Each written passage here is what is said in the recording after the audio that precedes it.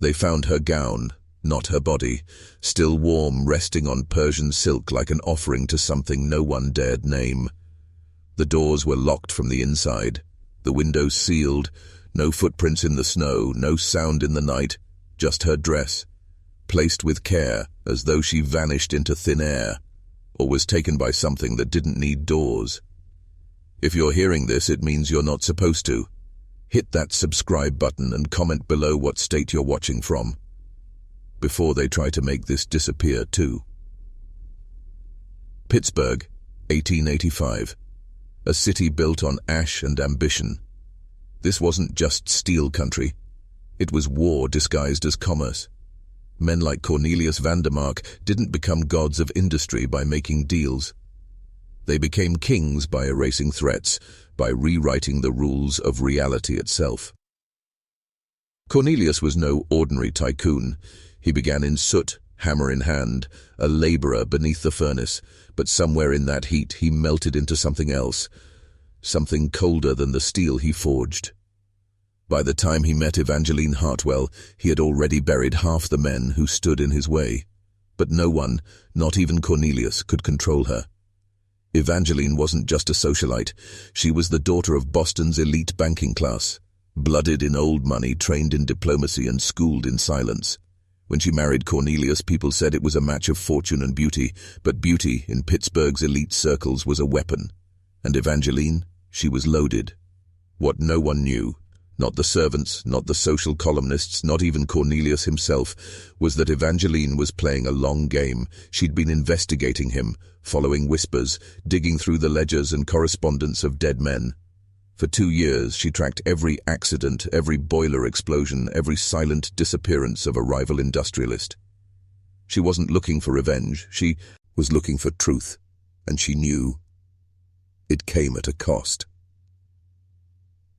What happened on that December night was not just a disappearance. It was the final chapter of a war no one knew had begun. And if you think this was just about a missing wife, you haven't been paying attention. There are secrets buried beneath Pittsburgh's foundations, older than the steel empire, older than the city itself. And Evangeline may have uncovered one. When Cornelius Vandermark stood at the base of that grand staircase, staring down at his wife's empty gown, he didn't scream, he didn't run, he didn't call the police. He simply stared, not like a man in grief, but like a man confirming something long overdue. And that was the first true clue. There are disappearances, and then there are orchestrations. Cornelius had orchestrated many things: factory takeovers, labor suppressions, explosions in the night that conveniently wiped out competitors and silenced whistleblowers. But this was something else. This was personal. And if you know anything about men like him, you know they don't get personal, unless they're scared. Evangeline had grown quiet in the weeks leading up to her vanishing. She stopped attending galas, stopped hosting soirees in the mansion's crystal-lit ballroom. But she hadn't stopped moving. Margaret, the housekeeper, saw it first. Evangeline slipping out at dawn in plain shoes, returning hours later with mud-stained hems and ink on her fingers.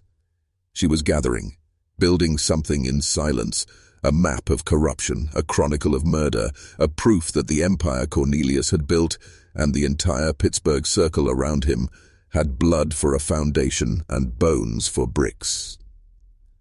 She kept everything in her study, a private chamber locked from both sides, its windows reinforced with wrought iron bars. And in that room, behind the false spine of a 1787 leather-bound Bible, Evangeline hid what may have been the most dangerous documents in Gilded Age America: names, dates, victims, rail tycoons, bankers, city council members, all bound by one terrible truth. They weren't competing, they were collaborating.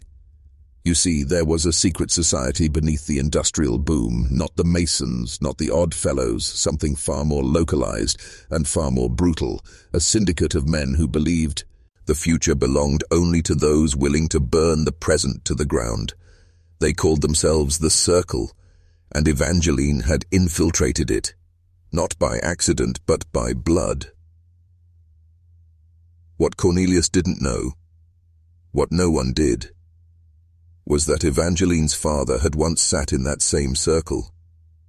until he turned, until they made an example of him.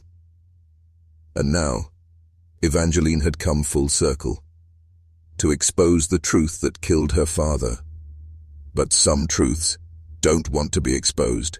There was one man Evangelene trusted, just one, and that trust would become the axis on which her entire fate turned: Detective Samuel Crawford. A veteran of the Pittsburgh Police Department, Crawford wasn't a man easily swayed by bribes or broken by threats. He'd seen corruption chew up better men, and he'd learned to move carefully through a city owned by tycoons and cowards. But when Evangelene approached him, in secret at a Catholic chapel on the city's East End, he listened. Not because she was rich or beautiful, but because she brought evidence. Documents, letters, diagrams of altered equipment meant to fail, ledgers showing payments to silent widows, and a single death certificate, forged. Her father's. Crawford knew instantly what this meant. She wasn't just investigating a murder. She was dismantling a machine. Hit that subscribe button and comment below with the words, "The circle ends with me," twice. That phrase is your mark, your oath. They buried this story for a reason, but if you're still here, you're ready to dig. Crawford began his own quiet investigation, unofficial, off the books. Every lead he followed ended in the same place: death, fear, silence. Engineers burned alive in accidents, factory inspectors who fell off bridges, clerks who disappeared before testifying. Evangelene was right. There was a pattern, and that pattern had Cornelius Vandermark's signature all over it. But there was something else, something deeper. When Crawford attempted to trace the silver locket Evangelene had been wearing, the one that vanished the night she disappeared, he discovered it wasn't bought from any Pittsburgh jeweler. It wasn't even American. It had been custom-made in County Wicklow, Ireland, by a craftsman known only for one type of commission: reliquaries, containers for holy relics. That locket wasn't just sentimental, it was sacred, and it was missing. Cornelius, when questioned by Crawford, offered calm, deliberate answers. Too calm. He insisted Evangelene had been ill, that she suffered from melancholy, that perhaps she wandered off and froze in the night. But Crawford had already spoken to Dr. Westbrook, and the physician had confessed something chilling under the seal of trust. Evangelene had come to him weeks prior with signs of poisoning. Arsenic, in small doses, over time. The doctor had said nothing, until it was too late. And Cornelius knew, because the moment Crawford confronted him with that fact, the industrialist smiled, just slightly, then said 7 words Crawford would never forget. She knew too much, and stayed anyway. 3 days after that conversation, Detective Samuel Crawford was found dead. They called it a robbery gone wrong, said he was jumped in an alley on his way home from a tavern. No witnesses, no suspects. His badge and wallet were untouched. But his throat, cut with a precision blade, the kind used by medical students or morticians. The message was clear: silence has a price, but so does curiosity. But here's what they didn't expect. Before he died, Crawford left behind a package, a sealed envelope addressed to a childhood friend, Father Elias Donnelly, a Jesuit priest known for helping orphans in the Steel District. Inside were his notes, diagrams, names, and a final statement written in Crawford's own hand. "If I die before this reaches you, know this wasn't an accident. Evangelene was right. The circle exists, and they fear only one thing: exposure. If you breathe a word of this, they'll come for you too. But if you stay quiet, they'll keep coming for everyone else." Hit that subscribe button and comment below what state you're watching from, because this story isn't just about Pittsburgh. The circle had tendrils in New York, Chicago, Boston. If you think it's ancient history, think again.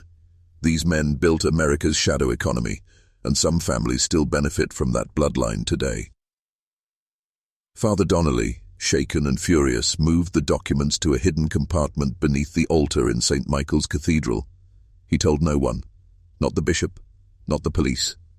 Only one young seminary student named Aidan Harlan, who, decades later, would mysteriously resign his post and vanish into obscurity after publishing a book that was immediately pulled from shelves. Ashes of Iron, a hidden history of Pittsburgh's industrial elite. Only 24 copies survived, all went missing within 2 months. And the mansion, the Vandermark estate, within weeks of Evangelene's disappearance, it was sealed, windows bricked, doors chained. A sign declared the property condemned due to unsafe structural integrity, but no one saw any damage, no fire, no flooding, just silence, and guards posted by a private firm that answered to no city office. Inside that house, it's believed, was the last unburned copy of Evangelene's dossier, a red velvet journal lined with black ribbon, locked by a silver clasp in the shape of an Ouroboros, the snake eating its own tail. A symbol of eternal cycles, of destruction that feeds creation. Evangelene believed the circle could be broken, but only if someone was willing to become the next link in the chain. The question is, who did she trust next? That answer came from an unexpected place, a nurse. Her name was Clara May Linscott, 28, quiet, unmarried. She worked at the city infirmary, mostly night shifts, tending to the poor and forgotten. But what no one knew, not even her own sisters, was that Clara had been Evangelene's private nurse for over 6 months before her disappearance, hired not by Cornelius, but by Evangelene herself, through a third party using forged letters of recommendation. And what Clara saw inside the Vandermark mansion never left her. She described a house divided, rooms locked for weeks, servants let go without explanation, rituals that made no sense, evening cleansings, basement gatherings with no sound, men in long coats arriving at midnight and leaving before dawn. But the most chilling of all, Evangelene's bedroom. According to Clara's sworn journal, discovered decades later hidden inside a hollowed-out hymnal in a Methodist church attic, Evangelene never slept. Not properly. She'd wake screaming, not from nightmares, but from visions, names she didn't recognize, places that didn't exist on any map, equations she couldn't explain, written in charcoal on her bedsheets during sleepwalking spells. And then one night, just weeks before she vanished, Evangelene gave Clara an object, a silver key. Hit that subscribe button and comment below what state you're watching from, because that key wasn't just for a door. It was for a room that shouldn't exist. A chamber beneath the Vandermark estate, not on any blueprint, accessible only through a false panel in the East Wing library.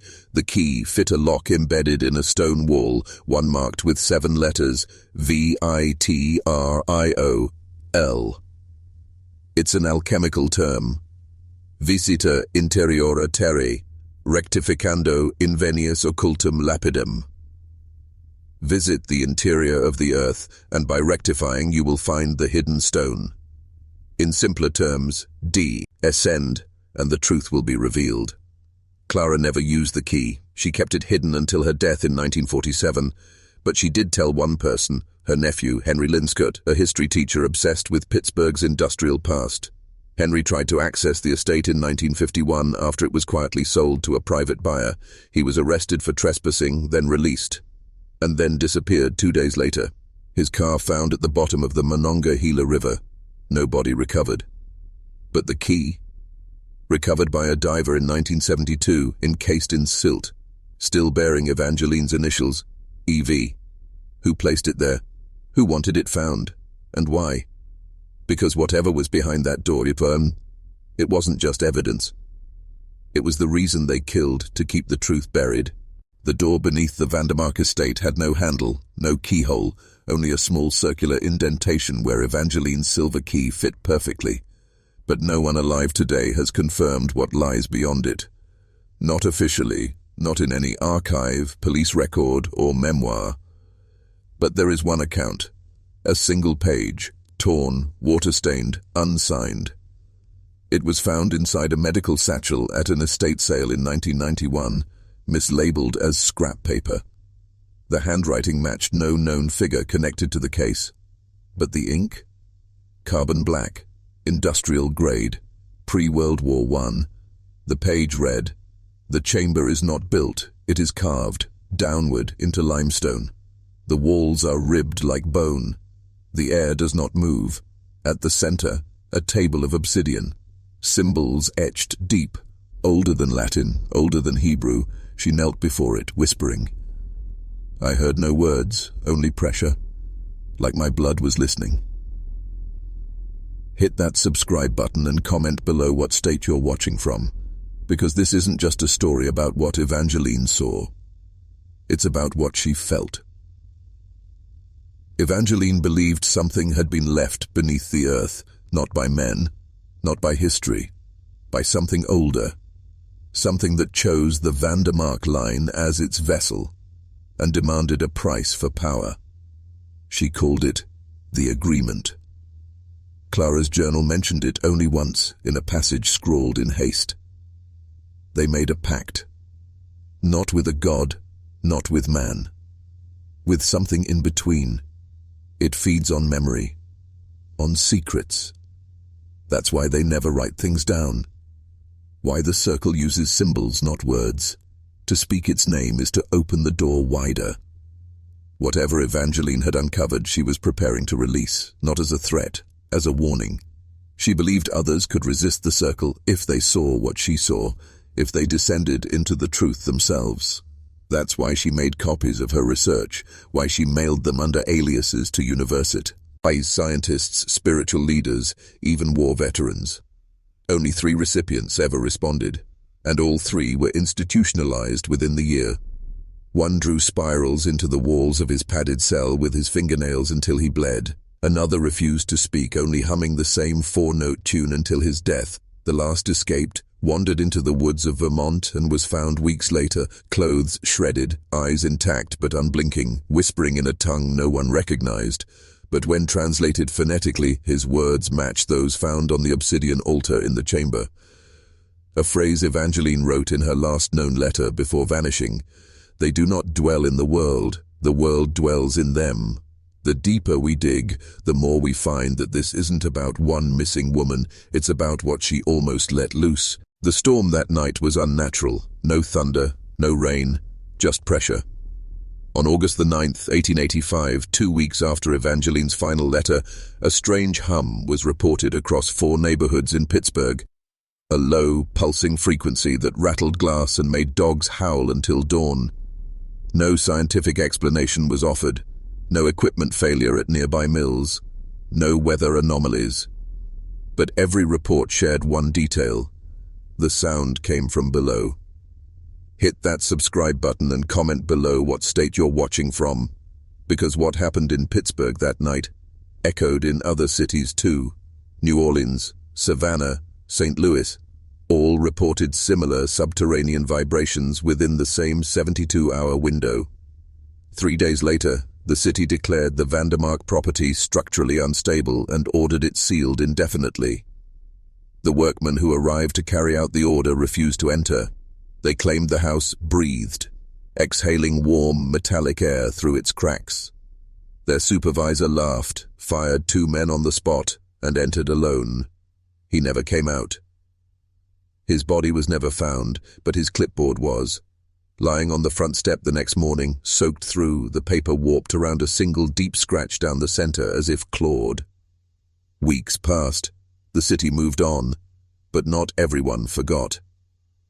In late September, a private team of geologists, led by Professor Darius Fenwick of Allegheny College, entered the estate in secret.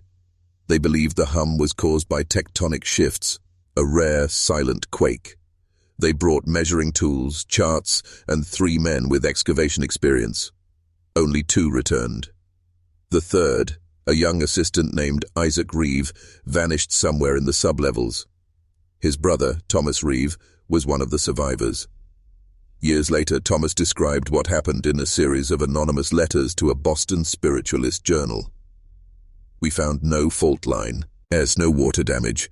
What we found were stairs, not built but grown, as if the stone had been shaped from within, like fingers pressing up through clay, and there were symbols, the same ones the girl Evangeline drew. Some pulsed with warmth, others made our heads ache, but the worst was the door. I begged him not to touch it. I begged, but he said he heard her voice, said she was calling from the other side. Thomas claimed his brother walked through that door, not with fear, with awe. He said he waited outside for an hour before he heard the screaming. Then, silence. When he ran, he didn't stop until he reached the street. Fenwick never spoke of the expedition again. When asked, he denied even being there. But in his attic, discovered decades later by a curious relative, was a single item preserved in wax cloth. A stone, black and heavy, shaped like an eye, with a slit down the middle that seemed to widen when held in darkness. We have no photos of Isaac Reeve, no grave, no remains. Only a name, etched into one corner of the stone, barely visible. E.V., Evangelene Vandermark. So the question remains, did she open that door herself? Or was she taken through it? In the fall of 1885, the official records declared Evangelene Vandermark presumed deceased. The phrasing was cold, clinical, but it carried an implicit message. Stop looking. Her case file was sealed, her will quietly enacted, and her possessions auctioned off to select bidders under closed-door arrangements. It wasn't just a disappearance, it was a burial of narrative. Hit that subscribe button and comment below what state you're watching from, because sometimes, when a person vanishes, the cover-up speaks louder than the silence. Among the auctioned items, one caught the attention of a former naval cryptographer named Leonard Stowe. It was a small wooden writing box, carved from dark walnut, with mother-of-pearl inlays in the shape of constellations, but inside there was no stationery, no pens, only a folded silk cloth, and a set of ciphered pages. Stowe spent months decoding them. What he found wasn't poetry nor confession, it was instruction. Mathematical, philosophical, almost ritualistic in tone, symbols aligning with no known language, diagrams that mirrored old astronomical charts, but rearranged around a central point not on Earth. It became clear, Evangeline hadn't lost her mind. She had found something. One page in particular, marked with smudged fingerprints and what appeared to be ash, was titled The Reversal Engine, a mechanism for undoing the arrow of time. Scholars today still debate what that phrase could mean, but Stowe believed it wasn't metaphorical. He wrote in his private notes, she was trying to reverse something, a process, a fate, not just for herself, but possibly for others, for all of us.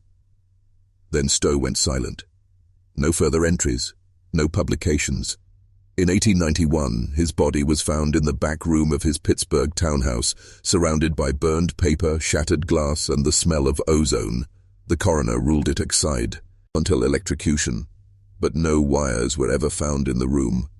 More troubling was what was missing, the ciphered pages, gone. Years later, an anonymous collector from New Hampshire donated an odd item to the Library of Congress. A walnut box, scorched slightly on the edges, containing only a single strip of paper with a handwritten phrase. She passed through the veil not in fear, but in understanding. The handwriting matched Evangeline's. What veil? What understanding? Some believe she died, others believe she found what the world wasn't ready to see, and crossed into it. But here's the chilling part. Months after Stowe's death, a Pittsburgh midwife named Clara Denham reported a strange encounter at the city's edge. A young woman, pale, barefoot, and speaking in reversed syllables, appeared at her door at midnight. She kept repeating a name, Evangel, N. When Clara reached out to comfort her, the woman gripped her hand and whispered, "It didn't work. He's still here." And then she vanished. Not ran, not fled, vanished. So now we ask, what didn't work, and who was he? The phrase, "he's still here," became an obsession for those who dared revisit the case. It appeared again, carved into the underside of a pew in a burned-out chapel just outside Braddock. Same scrawl, same jagged pressure in the etching as if done by trembling hands in absolute darkness. But who was he? Hit that subscribe button and comment below what state you're watching from, because you're about to hear something few living ears have ever known. In 1886, less than a year after Evangelene vanished, a string of grotesque deaths began plaguing Allegheny County. Always the same pattern: eyes wide open, mouths stretched unnaturally, skin marked with strange circular bruises across the chest and spine.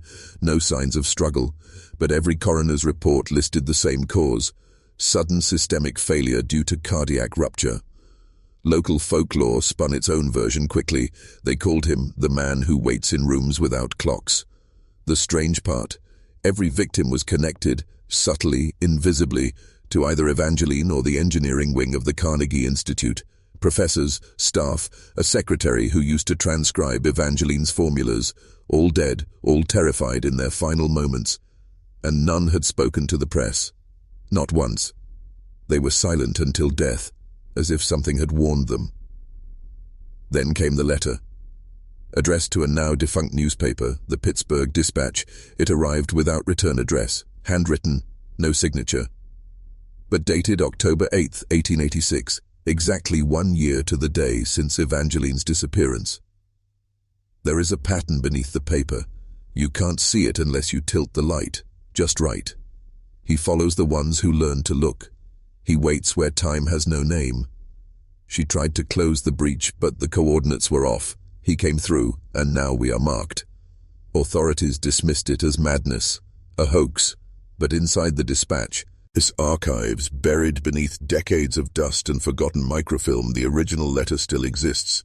And when held under UV light, an invisible diagram appears, concentric circles spiraling into a point marked with a single symbol. A triangle, inside it an eye, underneath, X, Cathedral Row. That cathedral, St. Osgood's, had long been condemned. A massive Gothic structure left half-finished after 3 workers fell from its tower during construction in 1878. The builder vanished. The cornerstone was never set. But those who've broken in since report something chilling. Clocks left behind don't tick inside the cathedral walls, watches stop, phones freeze, even heartbeats, some claim, feel staggered, misaligned, as if time itself forgets how to move there. And in the choir loft, beneath decades of grime, someone has scratched the words, "I opened the way. I didn't know he was listening." So now we ask, who or what was listening? And if Evangelene failed to close the breach, where is it still open? It was a blacksmith's boy who saw it first.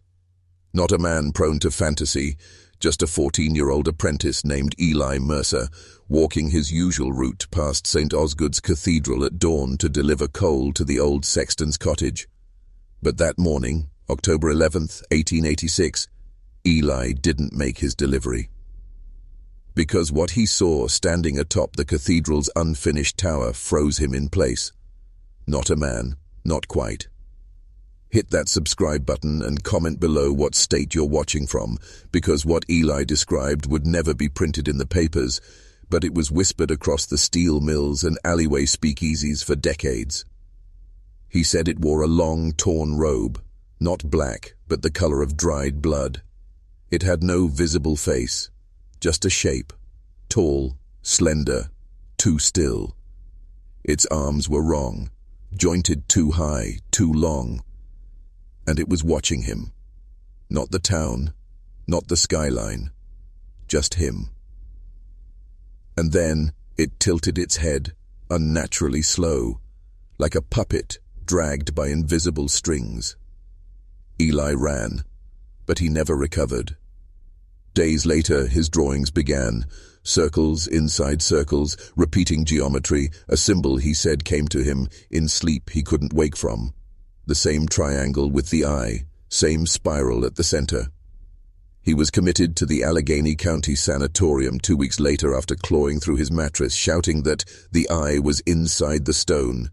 He died 6 months after that, tongue bitten off, hands fused into fists so tightly the doctors couldn't open them. But he wasn't the only one. Because in those same weeks, 5 separate witnesses, all unaffiliated and from different neighborhoods, claimed to see the same faceless figure, always near St. Osgood's, always at dusk or dawn, and always watching something no one else could see. One woman, a laundress from the Hill District, reported a dream she swore wasn't hers. "I woke up inside a white hallway with no end. No doors, just pictures on the walls, but the pictures were watching me, not the people in them. The pictures themselves, the paint was breathing, and I could hear Evangelene humming from behind the wall." And then came the bleeding clocks. Clockmakers around Pittsburgh began reporting a strange phenomenon. Brass gears warped overnight. Clock faces oozed rust as if aged 100 years in hours. One horologist, Samuel Greer, documented a dozen such cases before quitting his trade entirely, claiming that time was no longer something we were allowed to measure. His final journal entry before vanishing simply read, "The fracture isn't in space, it's in time, and it's spreading backward." So what did Evangelene actually uncover? Was it merely science pushed too far? Or did she unearth something more ancient, more conscious than anyone could explain?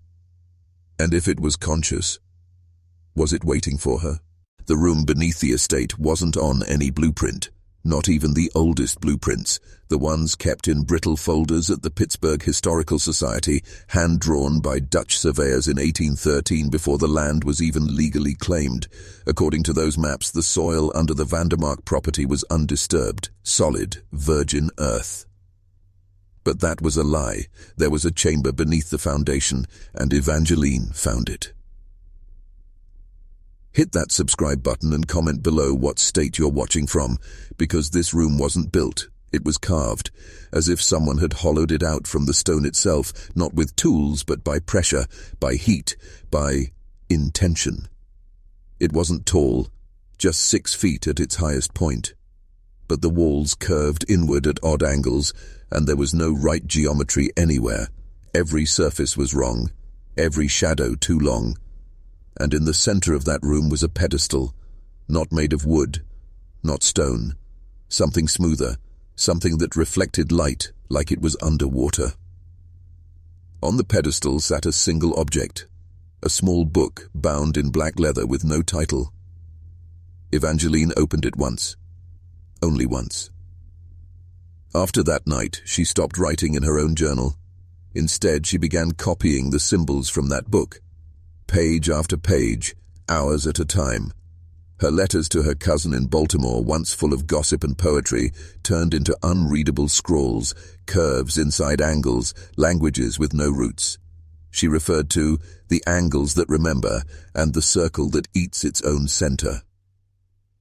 The last letter she ever sent before disappearing contained only 4 words. "The hourglass is melting." Cornelius tried to destroy the book. On October 19th, just 8 days after her disappearance, he ordered his most trusted servant, Elias Beringer, to burn it. But the fire wouldn't catch, not in the hearth, not in the furnace, not even soaked in kerosene. The Iliad either smoked, but the pages stayed cool to the touch. 2 days later, Beringer was dead, found hanging from the beams of the root cellar, eyes missing, tongue bitten in half. Next to his body, the book, unburnt, open to a new page, one that hadn't been there before. It showed a diagram, a cutaway of the Vandermark estate, but this one had 7 floors, not 3. The lowest labeled only as the Chamber of First Return. And beneath even that, a mark, a spiral, the same spiral Eli Mercer had carved into his arms before his death. So was Evangelene the first to find it, or just the first to understand it? And if the chamber predates the house, the land, even the city, then what exactly was Pittsburgh built on top of? By November, whispers had replaced facts. The Pittsburgh Press reported Evangelene's disappearance as a tragedy of emotional imbalance. The city's elite toasted Cornelius's strength in this trying time, while quietly distancing themselves from the Vandermark estate. But beneath the polite veneer of drawing rooms and social clubs, something far older than rumor began to surface. People who had been to the estate claimed strange things were happening. Horses refused to cross the southern edge of the property. Gas lanterns flickered when facing the eastern corridor of the home. One servant, Anna Riley, claimed to see Evangelene's silhouette walking through the mirrors at night, lips moving silently behind the glass. Hit that subscribe button and comment below what state you're watching from, because this is where the known history ends and the forbidden story begins. Cornelius, now sleeping in his study, never re-entered their marital bedroom. The locks were changed, the curtains remained drawn, and yet every night the maid reported the door ajar at dawn, the sheets turned down, the faint scent of rose water drifting through the air, Evangelene's perfume, and her music box. It played, slowly, on its own.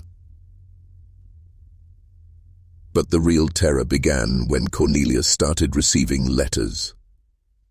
Unmarked envelopes, delivered by hand, no signature, no return address.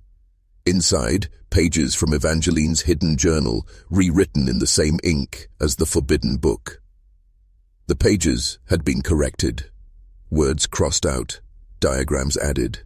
The handwriting was not hers, but it was familiar, because it matched the script inside the black leather book from the hidden chamber, a language only two people had ever dared to write in. Elias Beringer, now dead, and Evangelene Vandermark, now missing. Each letter ended with the same line, scrawled in perfect symmetry. The circle never ends, it only tightens. Cornelius tried to leave the estate. Once, he ordered the carriage, packed 3 trunks, and was halfway across the Monongahela when the horses collapsed. Dead, bleeding from their ears, their bodies vibrating as if pulled from within. The coachman fled. Cornelius staggered back home, mud to his knees, shaking and mumbling. The map is wrong. The land is bent. After that, he never left again. He sealed the estate, fired the staff, posted armed guards at the gates. But even locked inside his own fortress, Cornelius could not stop what was coming, because the letters kept arriving. And every night, something scratched from the inside of Evangelene's locked bedroom door. It was December 21st, 1885, the longest night of the year, when the last servant left the Vandermark estate. Her name was Clara Finch. She had worked there for 6 years and had seen things the others refused to acknowledge. She was the one who washed Evangelene's linens, the one who heard the soft humming echo from the bedroom that had no key. She swore the house had gone cold in a way fire couldn't fix, and that the windows, no matter how tightly shut, breathed inward at night, as if something were inhaling the warmth from within. She left in silence, walking 20 miles on foot to the convent outside Greentree, where she collapsed at the gates and whispered just 5 words before fainting. There's someone else in the house. Hit that subscribe button and comment below what state you're watching from, because after that night, no one ever saw Cornelius Vandermark again. Not alive. The city officials, pressed by the clergy and remaining family, finally dispatched a search. They found the gates chained from the inside, the front door barred, windows nailed shut, the whole place sealed like a tomb. It took 5 men to break through the study door. Inside, they found no blood, no body, only Cornelius's coat, laid neatly over the chair, and his journal, open to a single entry dated 3 days prior. She's speaking to me now, through the walls, through the book. She says the circle has no center because the center is the lie. I asked her who wrote the letters. She laughed. Said I did. The final line. I am becoming what I feared, and now she's behind me. There were claw marks on the wall, not gouged with nails but long and curved, as if etched by bone itself. Each line part of a symbol, unfinished, spiraling toward the fireplace. And there they found the ashes of hundreds of pages. Ink burned black into smoke. Only one corner remained intact, sealed beneath the grate, scorched but legible. It showed the Ouroboros again, but not the snake eating its tail. This one had no mouth, just a hollow where the head should be, and beneath it, a line that none of the officials could explain. The widow is the vessel, but the book is the wound. They declared Cornelius missing. The estate was left to rot. But a year later, a boy playing near the ravine behind the estate came running home with something in his hands, a piece of red velvet, stained and clasped with silver teeth. The velvet scrap was unmistakable, deep red, torn at the edges, with a rusted silver clasp shaped like a vine. It matched the bodice Evangeline was last seen wearing the night she vanished. And the boy who found it never spoke again. His mother said he came home pale, eyes fixed, clutching the fabric with bloodied fingers. When they pried it from his grip, he screamed. Not like a child, but like something ancient remembering its name for the first time in centuries. The sound shattered the porcelain clock above the hearth and made the family dog vomit blood. The boy never left his bed again. He stared at the ceiling for 10 years until he died, whispering the same word each night before sleep. Hollowgate. Hit that subscribe button and comment below what state you're watching from, because this next part is where history falls silent and something older starts speaking through the cracks. The authorities recovered the velvet and sent it to Dr. Arnold Hawthorne, a private chemist in Philadelphia who had previously worked with the Carnegie Institute. Hawthorne examined the stain under magnification and made a note in his journal that disturbed even his own colleagues. The blood does not behave as blood. It crystallizes at the edges and pulses faintly when exposed to heat. There are no human cells present. In fact, there are no known cells at all. He resigned the next day and left the country. The velvet was stored in a sealed archive at the University of Pittsburgh until it vanished. No break-in, no alarms. The fabric was simply gone. And in its place, inside the glass case where it had been kept, was a torn page from a ledger. One entry: "The vessel stirs when the land remembers. Hollowgate is open." That word again, Hollowgate. It didn't appear in any map, land deed, or public record. But in 1886, a German cartographer named Wilhelm Drexel came forward claiming the name Hollowgate appeared on a pre-colonial boundary document buried in the archives of St. Mary's Church. It referred to a narrow strip of land that had been considered forbidden by 3 separate native tribes. Drexler was last seen entering the church basement with 2 local guides. Only one came back. He spoke no English. His hair had gone white, and the only thing he could draw was a map, a spiral, descending into the heart of the Vandermark estate. The map was crude, drawn in charcoal on the back of a hymnal cover, but its spiral was unmistakable. It began at the center of the Vandermark estate, looped tightly inwards, and ended at a single word etched in trembling script. Below. Not basement, not cellar, just below. Hit that subscribe button and comment below what state you're watching from, because what was discovered beneath that house rewrote everything the city believed about its past and what it chose to ignore afterward. That silence screams louder than truth. City officials dismissed the map as madness, a grieving foreigner's hallucination. But in 1890, the new owner of the estate, a wealthy widow from Boston named Margaret Ilston, began renovations. She hired a crew to excavate the wine cellar and modernize the foundation. 3 men went down. Only one came up. He was covered in dirt, his mouth torn at the corners like he'd been smiling too wide for too long. He didn't speak. He screamed for 5 hours, until he passed out from exhaustion. When he awoke, he kept repeating a single phrase: "The walls aren't stone, they breathe." Margaret halted construction immediately and fired the crew, but she didn't leave the house. In fact, she boarded up the cellar entirely and paid local boys to patrol the grounds at night. She told her maid, "Something lives in that hole, and it knows I heard it." Months later, neighbors reported seeing her walking barefoot at midnight, muttering into the ivy near the south wall, her clothing always wet, her hands always shaking. She sent letters to the Episcopal Church requesting an exorcist. Not a priest, specifically an exorcist, but when Father Jules arrived from Maryland, he was turned away at the gate. Margaret never let him in. Instead, she nailed a crucifix to the ground at each corner of the property. Then she vanished. No note, no luggage, no sale. Just her shawl found neatly folded on the library floor, beside a single candle still burning, and beside it carved into the wood with surgical precision. I am not Margaret. I was never Margaret. A search party found a trail of barefoot prints in the snow, leading from the house into the woods behind it. At the tree line, they stopped. No turnaround, no collapse, no animal tracks. Just stopped. As if the person had been lifted upward.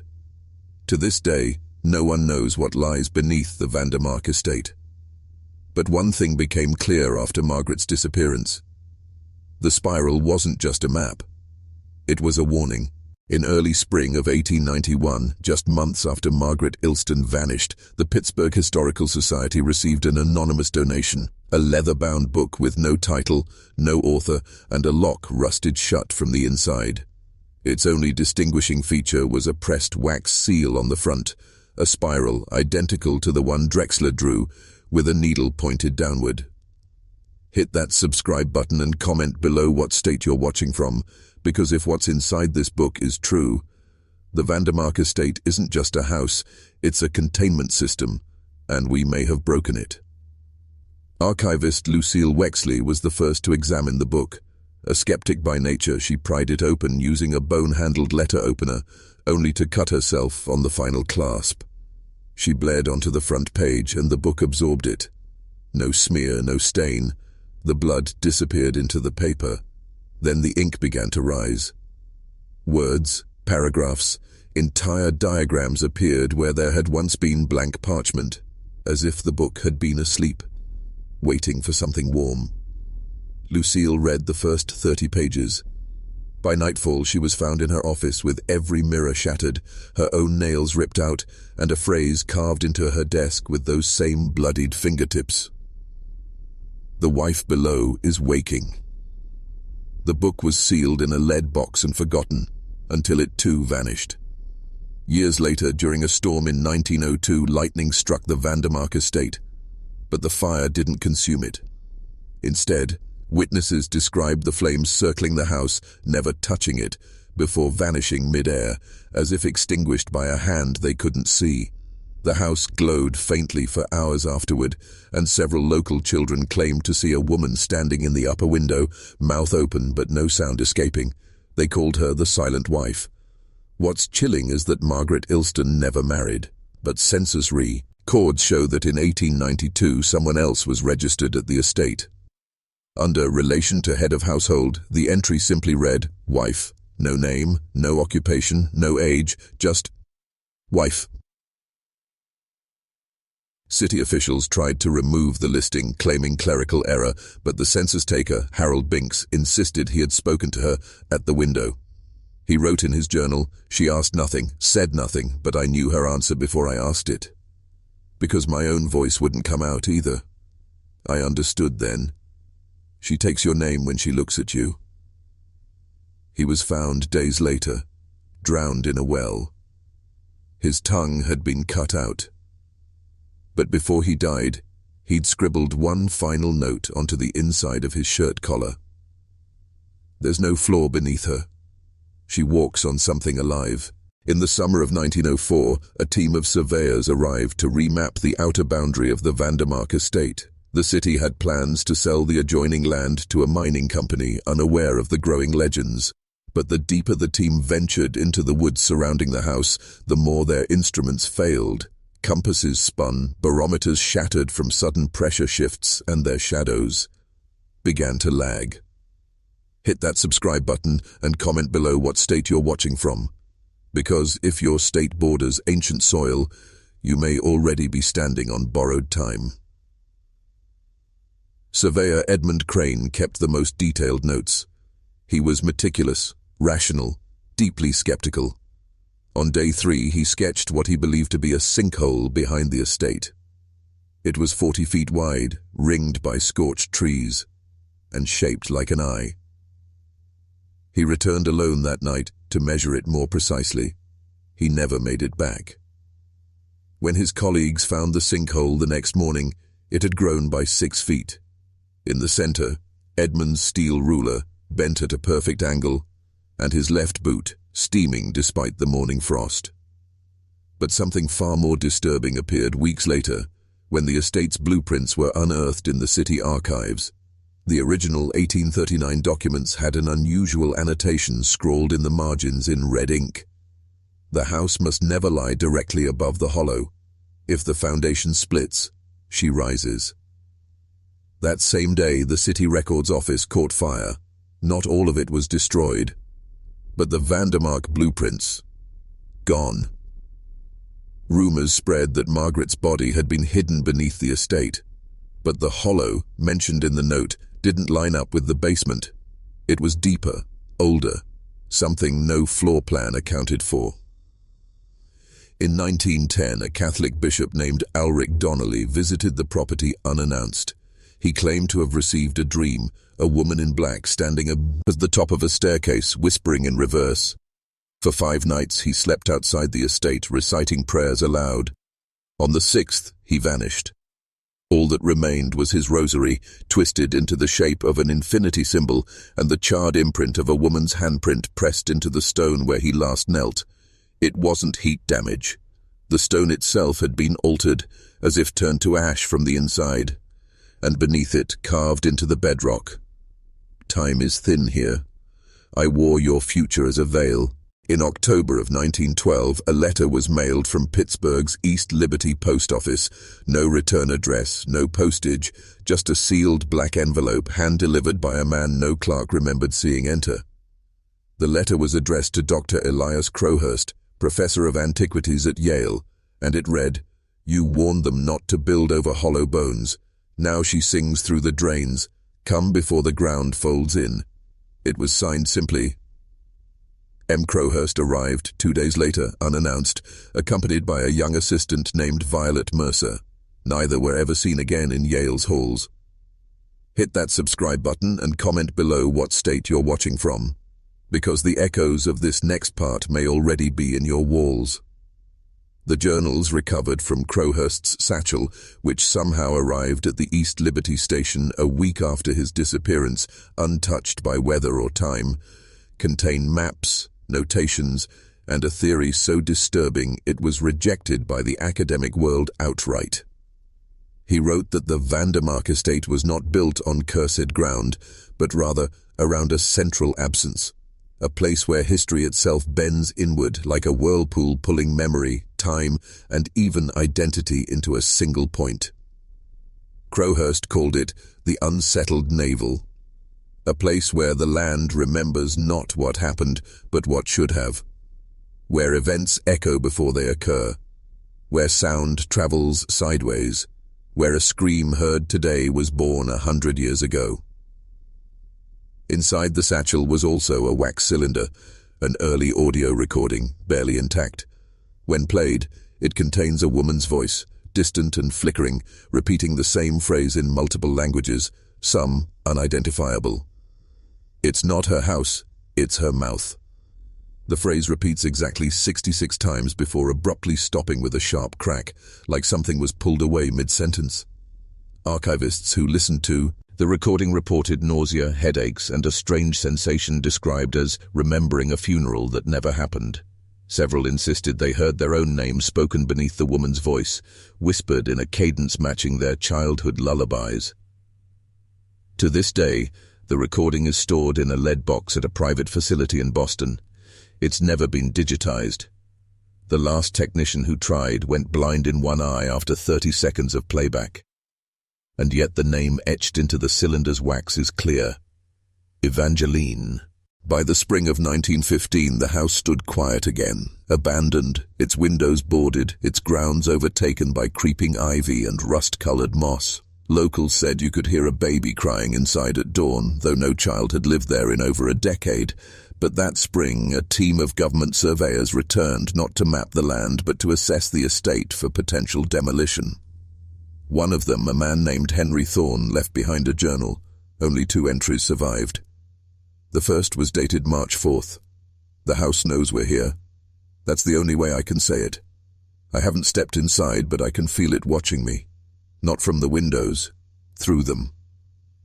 The second entry was never finished.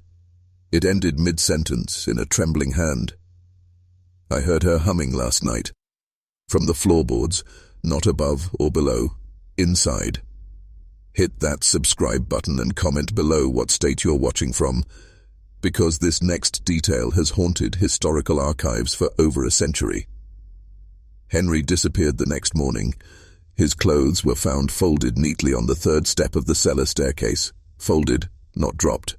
With them was a piece of paper, dry as bone, with a word scratched into it by fingernail: "Unborn."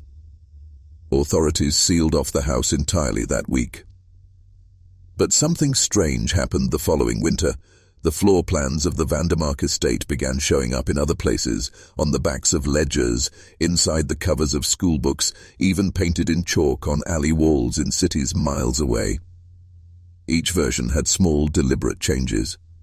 One had a staircase that spiraled endlessly downward with no exit. Another featured a room with no doors, only windows, everyone facing a black void. But the most disturbing was found carved into the underside of a pew in a Baptist church in Illinois. It showed the house as a perfect cross-section, and beneath it, a figure in a seat, said position, head tilted, hands folded, wearing a long veil. Below that, one word was etched in Latin: expectat, she waits, and she was labeled Evangelene. The church burned down 3 days later. No cause found. The pew was never recovered. But witnesses say the fire burned blue, and one man claimed that, as the flames rose, he saw a woman standing on the roof of the sanctuary, her veil billowing upward as if gravity had reversed. By 1919, the legend of Evangelene had begun to bleed beyond Pittsburgh, passed between railway workers, whispered by nurses in sanatoriums, sketched in the margins of asylum logs. She wasn't just a ghost anymore. She had become something more terrifying, an infection of memory. A former librarian from Carnegie named Miriam Faulkner was institutionalized that year for claiming books in her collection had begun rearranging themselves, spines shifting in the night, titles replaced by verses she never catalogued. She described one recurring page, always appearing in the final chapter, even in encyclopedias and cookbooks. She waits in the place where breath forgets itself. The ink would vanish by morning. Hit that subscribe button and comment below what state you're watching from, because if this phrase has ever crossed your mind uninvited, you're already closer to her than you realize.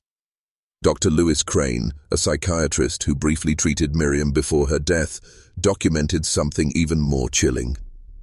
After her passing, he reported experiencing lucid dreams in which he stood outside the Vandermark house, unable to move, while a figure inside the upper window mimicked his every breath in reverse.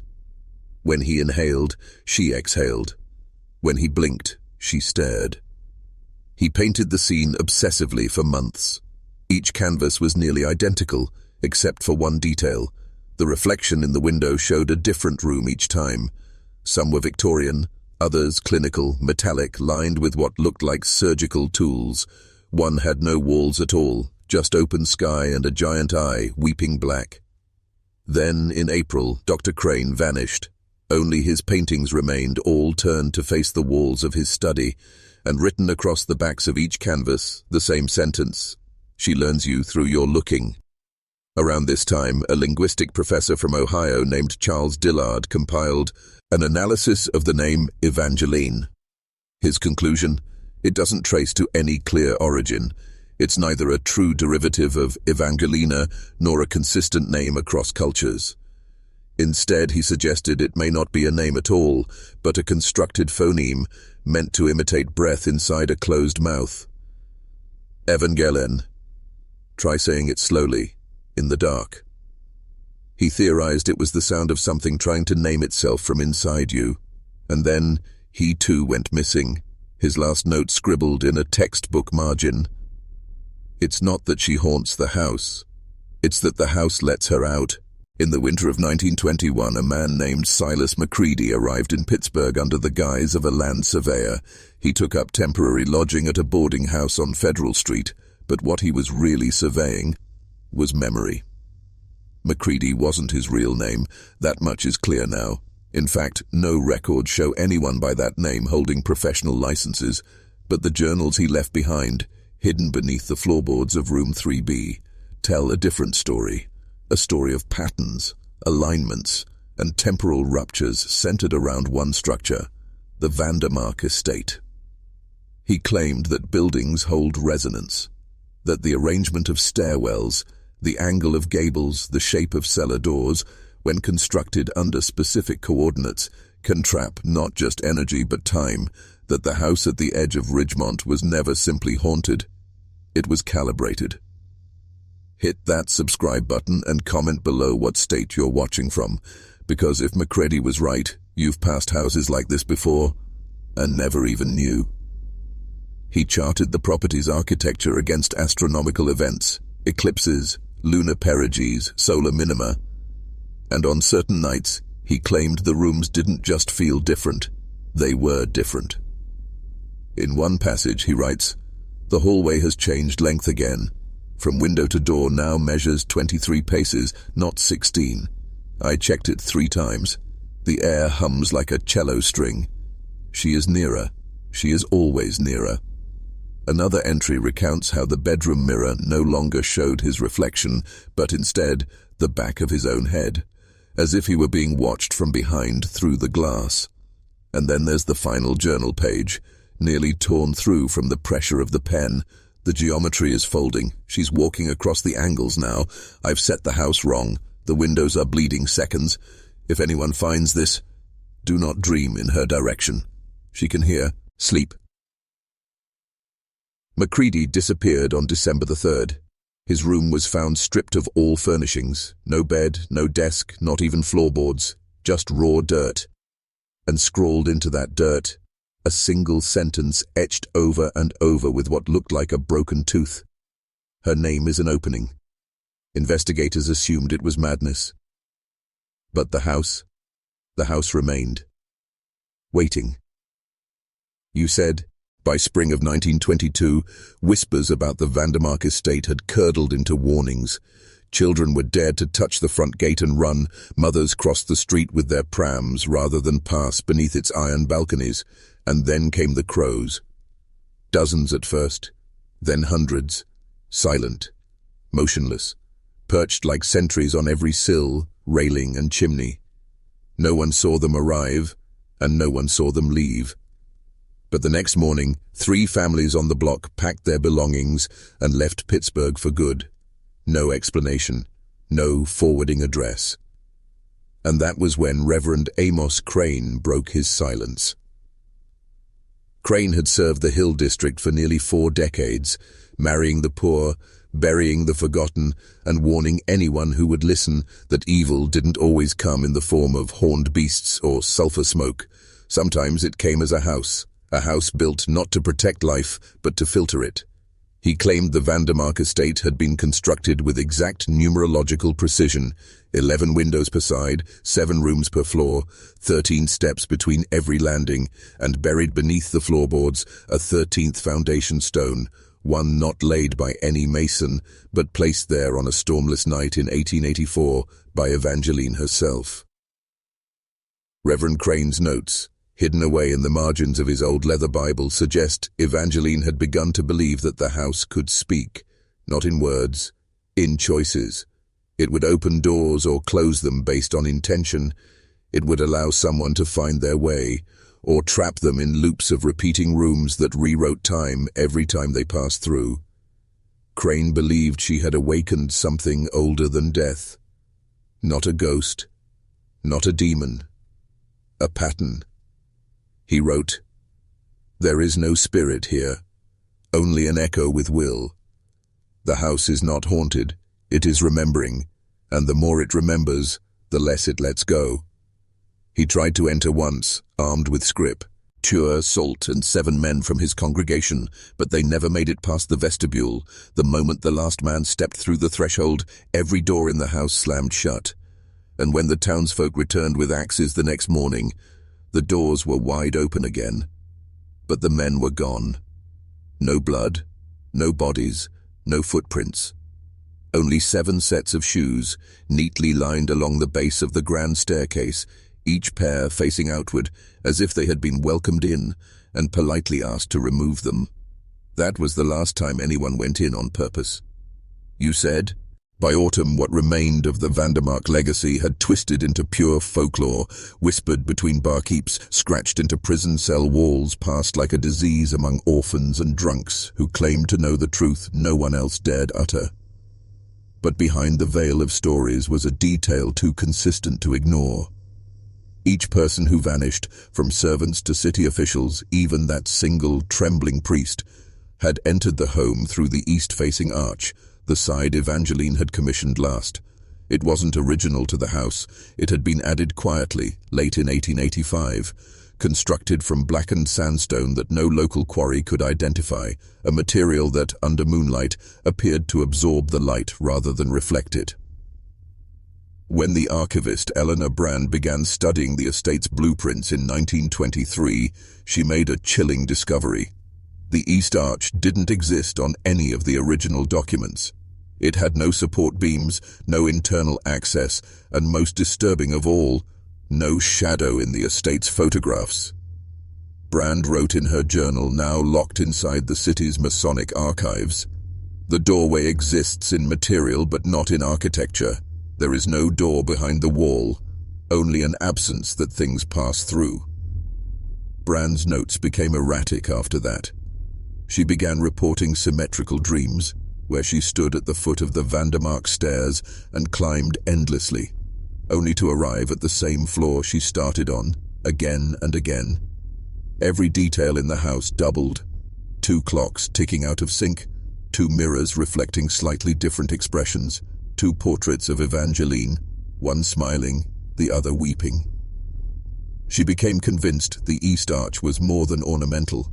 It was an opening in narrative, a place where time could be rewritten by entering it with intention. Those who walked through didn't simply disappear.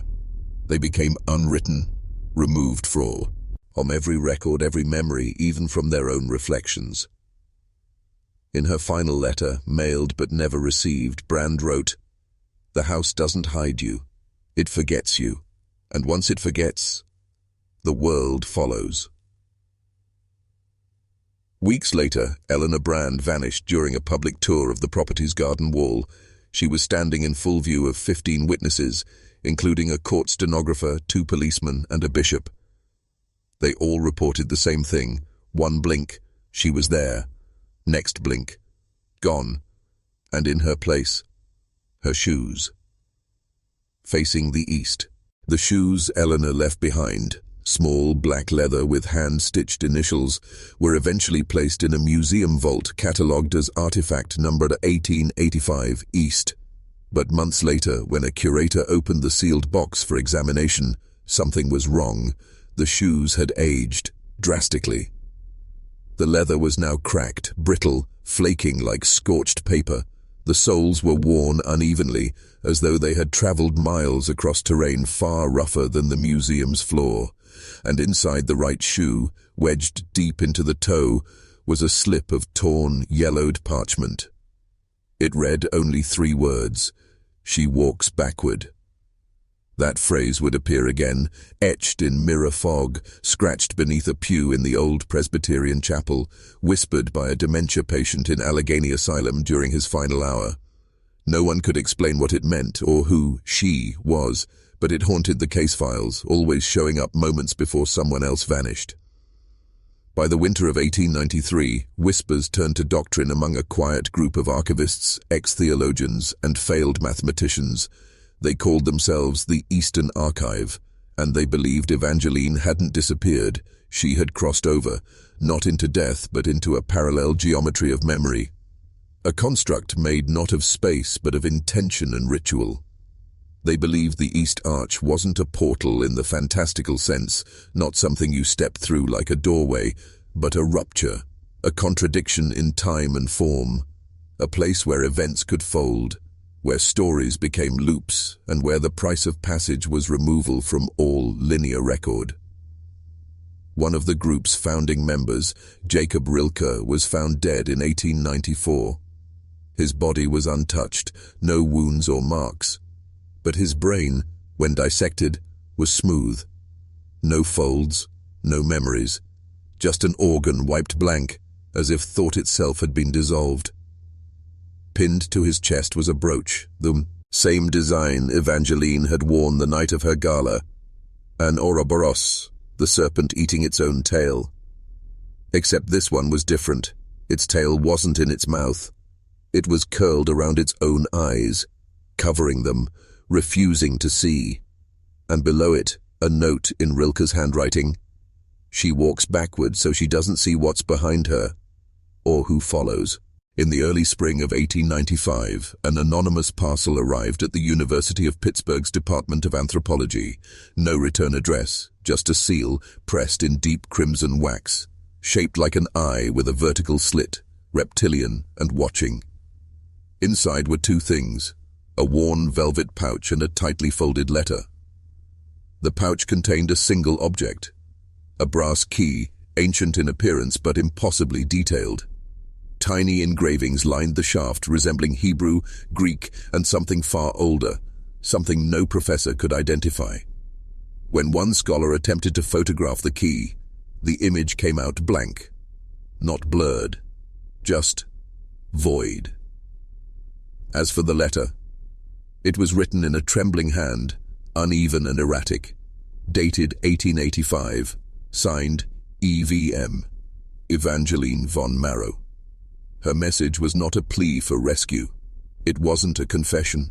It was a warning. I am not lost. I am not taken. I opened the door willingly. But what lies beyond has no shape, only hunger. They feed on the moments you forget. Your misplaced keys, the skipped heartbeat before sleep, the dream that evaporates by morning. That is how they enter. That is how they take. She went on to describe the East Arch as a mirror, but one that reflects absence, the things we choose not to see, the histories erased by convenience, the cruelty ignored in gilded homes, the truth buried beneath the weight of gold and inheritance. Hit that subscribe button and comment below what state you're watching from. This truth was never meant to surface. Evangeline ended with a final sentence, "Do not look for me. Not in graveyards, not in memories. Look for the moment before the lie and ask who benefited." The letter was quietly suppressed by the university. The key, stored in a locked cabinet, then stolen in 1896 during a faculty disappearance the school still refuses to acknowledge. Yet over the next decade, that same key would reappear in 8 separate incidents, always near train depots, libraries or opera houses, each time before someone vanished. Always left in a velvet pouch, always with the eye seal unbroken, and always with a witness who swore they saw her, Evangeline, standing backward in a mirror, watching something behind her that we were never meant to see. By 1904, the whispers had turned to warnings. Train conductors spoke of a woman boarding with no ticket, silent, elegant, dressed in mourning black. She never asked for a seat. She simply stood in the vestibule, facing the door. When the train passed through certain tunnels, specifically those predating 1880, the lights would flicker and her form would blink, not vanish, but momentarily invert, as if turning inside out, like a reflection becoming the original. In Baltimore, a librarian cataloging rare books at the Peabody Institute went mad after handling a misplaced donation. A velvet pouch containing Evangeline's key, wrapped in a page torn from an 18th century German anatomy manual. Scribbled across the flesh drawing was a warning: the body remembers what the mind buries. The librarian carved symbols into his chest and vanished from the locked archives during a blackout. All the security logs recorded were the sounds of piano keys coming from the restricted floor, long closed to the public. Hit that subscribe button and comment below what state you're watching from. This history has no ending because it was never meant to be told. But the most disturbing evidence arrived in 1907 when a traveling magician in St. Louis claimed to possess the mirror of Evangelene. He unveiled it during a private séance attended by high society skeptics and local press. He said it was recovered from the Marrow estate ruins, hidden behind a false wall sealed with blood and pitch. He instructed the guests to look into the mirror, not at their reflection, but at the space beside it. 3 of the attendees fainted. 2 others fled the home and were later found walking barefoot along the Mississippi, unable to speak, drawing endless spirals in the dirt with broken fingernails. And the magician? He was discovered the next morning, slumped over the mirror's base, his face disfigured in a frozen scream, eyes boiled white, mouth open far wider than human anatomy should allow. The mirror was stolen that night, but the photographer who documented the scene captured one image before the police confiscated everything. In the photograph, clear as day, was a shadow behind the mirror. It wasn't the magician. It was Evangelene, standing backward. But her face was missing. In its place, a keyhole. The photograph, though locked away in a private archive, began circulating underground, handed from hand to trembling hand in circles of occult scholars, secret societies, and disillusioned academics. Each copy degraded slightly, as though the image resisted duplication. But the key detail always remained. That face without a face. That keyhole. Those who stared too long at the photo reported a growing sense of being watched, not from the front, but from within. They spoke of dreams bleeding into reality, of mirrors that hummed softly at night, of door handles turning by themselves, of cold breath on the nape of their neck while alone. In 1910, a Harvard professor named Franklin Bell attempted to reconstruct Evangelene's final journey using a combination of weather reports, train schedules, and the erratic journal of Charles Roth. He mapped out what he called the spiral path, a sequence of 13 locations, each linked by strange disappearances, unexplained architecture, or unlisted tunnels. At the center of that spiral, Pittsburgh, the Marrow estate ruins. Hit that subscribe button and comment below what state you're watching from, because this isn't a story, this is cartography of a hidden hunger. Bell became obsessed with locating the original mirror, believing it to be not merely symbolic but an interface, a communication device, a lock. He gathered a team of linguists, psychics, and architects. They returned to the overgrown remains of the estate, now fenced off and surrounded by urban development. Beneath the cellar, they uncovered a chamber made of stone not native to Pennsylvania. No seams, no tool marks, and in the center, a recess shaped exactly like the key Evangelene had mailed to the university in 1895. Bell inserted a replica. He turned it once. Nothing happened. He turned it again. And the walls pulsed, just once, as if inhaling. The team disbanded that night. 2 members left academia, 1 was institutionalized.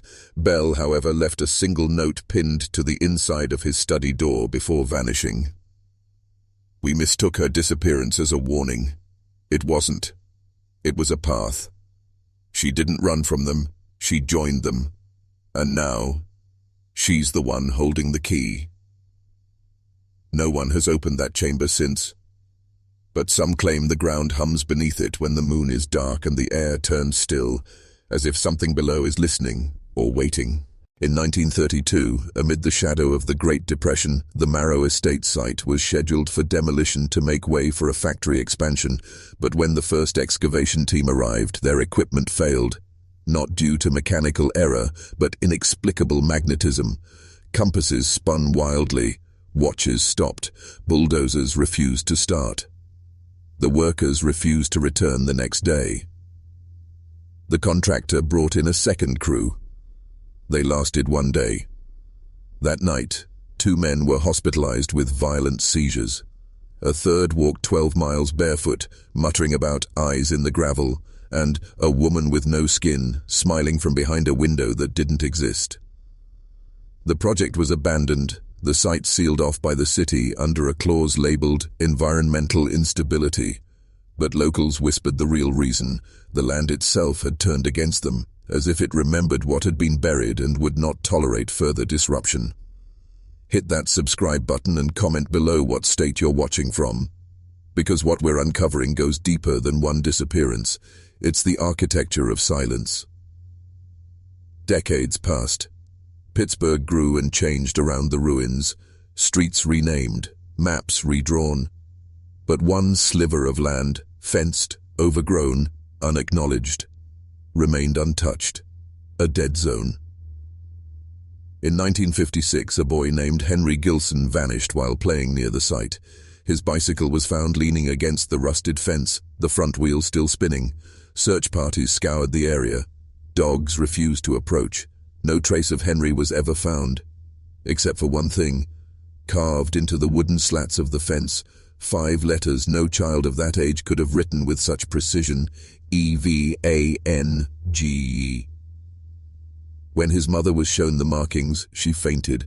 She claimed Henry had been speaking of a lady in a long black dress who told him secrets through his bedroom mirror. And here's the thing, spared by those few who dared listen to the family after the tragedy, he'd been drawing spirals over and over, each tighter than the last. After Henry's case, the city gave up pretending. The land was reclassified, not as industrial, not as residential, but simply inaccessible, not forbidden, not guarded, just ignored, erased, like the city itself was trying to forget. But the land, Gujar, the land does not forget, and the mirrors, they never stopped watching. There's something you need to understand about land that remembers. It doesn't just hold bones, it holds patterns of grief, of madness, of messages too ancient for language. The Marrow estate was never just the site of a disappearance. It was a node, a pressure point in the earth where trauma doesn't fade, it repeats, amplifies.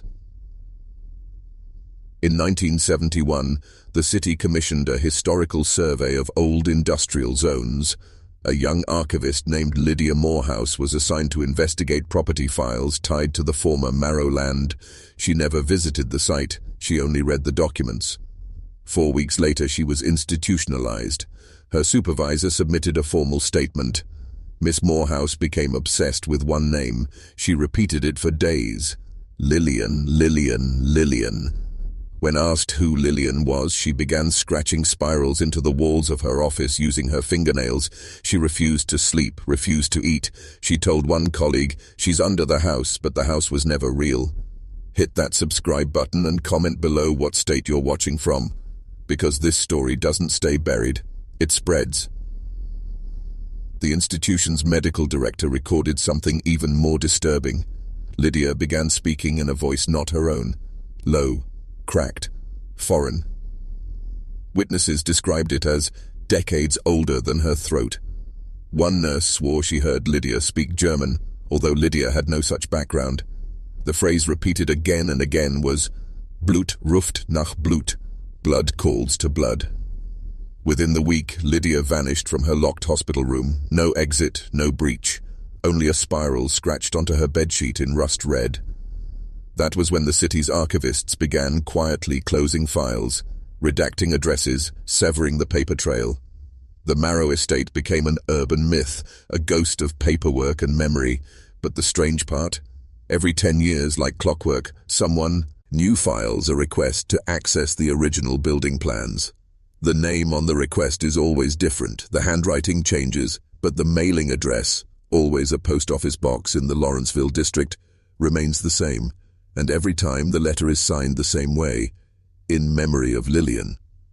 Who's writing them? Who keeps trying to unbury her? And why does the city let them? You're beginning to see it, aren't you? This wasn't just about a missing woman. It was about someone or something trying to be heard, and the deeper you go, the louder she gets. By 1983, the name Lillian Marrow had vanished from public memory. No books, no obituaries, no grave markers. But in a faded, nearly forgotten room in the Carnegie Library archives, one reference slipped through the cracks. A slim, misfiled ledger labeled Domestic expenditures, Marrow House, 1884 to 1885. At first glance, it was mundane, linens, firewood, horse feed. But halfway down the page, under an entry dated July the 17th, 1885, a strange purchase was recorded in trembling ink. 2 child-sized gowns, white, 1 adult mourning veil, never worn. Hit that subscribe button and comment below what state you're watching from, because this is where the living start to sound like the dead. There is no record of the Marrows having children, and Lillian, as far as anyone could prove, had no pregnancies, no family nearby, and no known illnesses that would suggest her own impending death. So who were the gowns for? A former librarian, Ruth Caskey, now in her 90s, claimed during a taped oral history project in 1998. Lillian wasn't alone that night. I remember my gran saying the rich lady brought others into that house, quiet-like.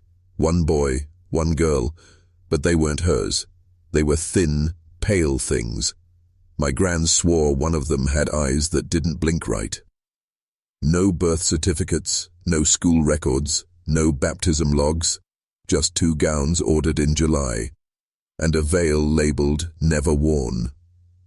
The veil was meant for mourning, but not by her. Because Lillian never got to mourn, she vanished. And those 2 children? If they were real, where did they go? Here's where it gets worse. The fabric merchant who filled the order, a man named Joseph Greer, reported strange behavior the day the order was placed. He told a colleague, she spoke softly, but not like a woman buying clothing. She said the gowns were for the cleansing and the veil was for afterward. Then she touched my hand and whispered, "When you see them again, they won't look like this." Greer left town within the week. His shop was found burned to the ground 3 months later. No suspects, no insurance claim, just the smell of scorched cotton. The question isn't what happened to Lillian Marrow anymore. The question is what she was trying to do, and who she was preparing to meet.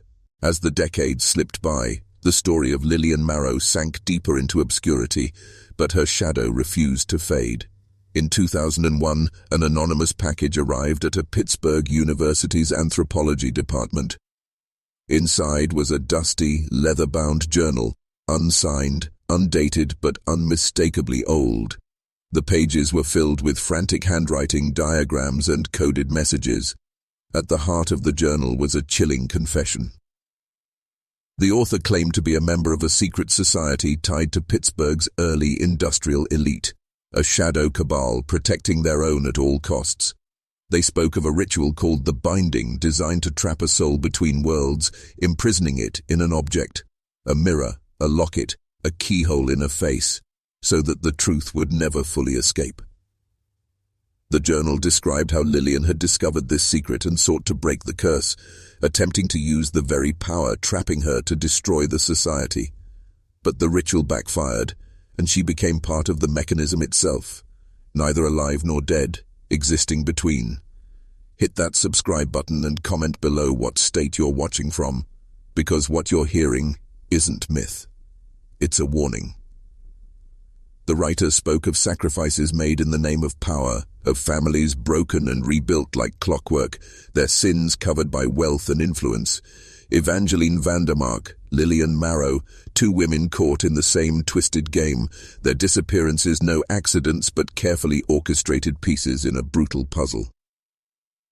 According to the journal, the society's members still exist today, embedded in corporations, politics, law enforcement, the invisible architects shaping history while keeping their secrets buried deep. And the final entry? A chilling line scrawled in blood-red ink. The keyhole waits. The mirror watches. Those who look in must be ready to lose themselves. For the truth is not free. It demands a price. The journal vanished shortly after its discovery. The university denied ever receiving it. The professor who first spoke about it left the country without explanation. But the warnings linger. Because the deeper you stare into this darkness, the more it stares back. And sometimes it opens. Now, if you think this is just a story from the shadows, you're already behind. The machinery of control described here is alive, more powerful than ever, and it's designed to keep you trapped in a cage of silence and obedience. This isn't about ghosts or folklore, it's about real forces that have manipulated entire cities, families, and lives. Pittsburgh's steel barons were pioneers of not just industry, but also the art of concealment, building empires not only of iron but of secrets.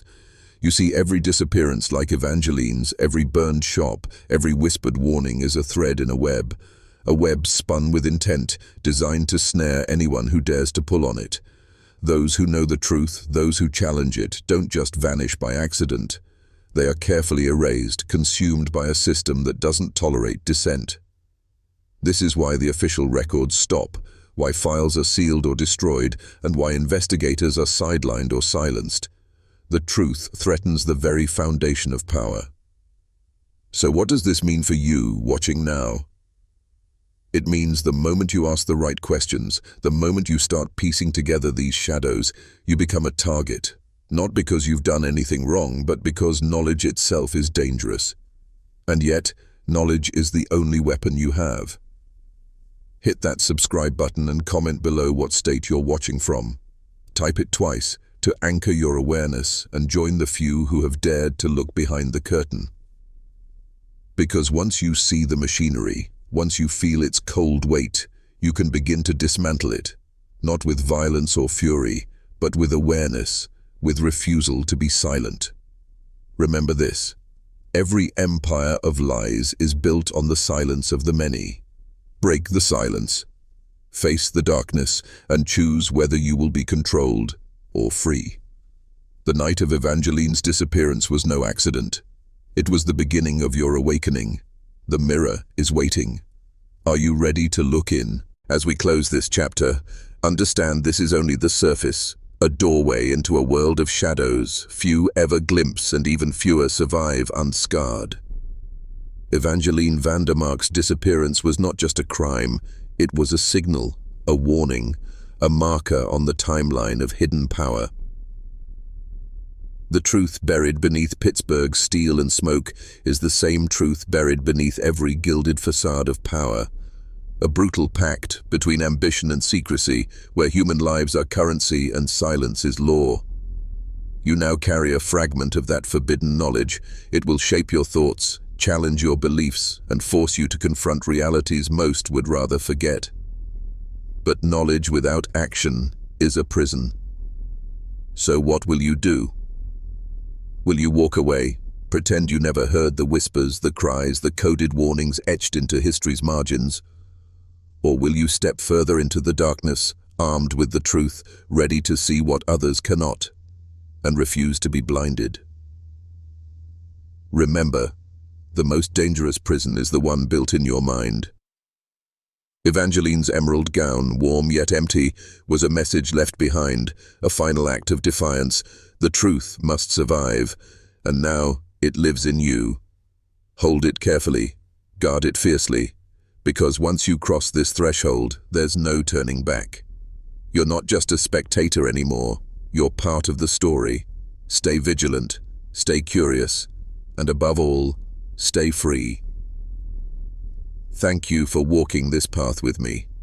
The journey into the hidden has only just begun,